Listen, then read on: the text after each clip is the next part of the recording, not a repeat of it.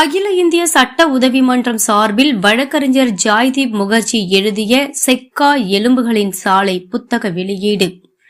சென்னை பத்திரிகையாளர் மன்றத்தில் வழக்கறிஞர் ஜாய்தீப் முகர்ஜி எழுதிய நேதாஜி சுபாஷ் சந்திரபோஸின் சுதந்திர போராட்டத்தில் அவருடைய பங்களிப்பை பற்றியும் அவர் செய்த தியாகங்களுக்கு அவர்களுக்கு அஞ்சலி செலுத்தும் வகையில் செக்கா எலும்புகளின் சாலை புத்தக வெளியீடு நடைபெற்றது. புத்தகம் வெளியீட்டு விழாவிற்கு மேனன் நீதியரசர் கர்ணன், வழக்கறிஞர் ஆதிஸ் அகர்வால், வழக்கறிஞர்கள் இளைய கட்டபொம்மன், திருமலை, குற்றவியல் வழக்கறிஞர்கள் ஷான்பால், விஜய் உட்பட வழக்கறிஞர்கள் கலந்து கொண்டனர். அப்போது பேசிய மேனான் நீதியரசர் கர்ணன், இந்தியா சுதந்திரம் அடைய முக்கியமான காரணமாக இருந்தவர் நேதாஜி சுபாஷ் சந்திரபோஸ்.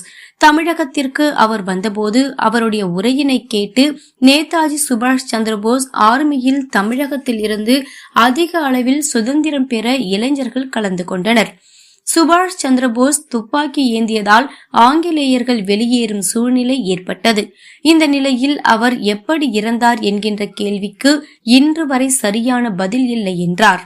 மேலும் புத்தகம் எழுதிய வழக்கறிஞர் ஜாய்தீப் முகர்ஜி, நமது மாவீரனின் இறுதி விதியின் உண்மையை வெளியே கொண்டு வர மத்திய அரசு ரஷ்ய அரசு உடன் இணைந்து உண்மையை நாட்டு மக்களுக்கு தெரியப்படுத்த வேண்டும் என்றார்.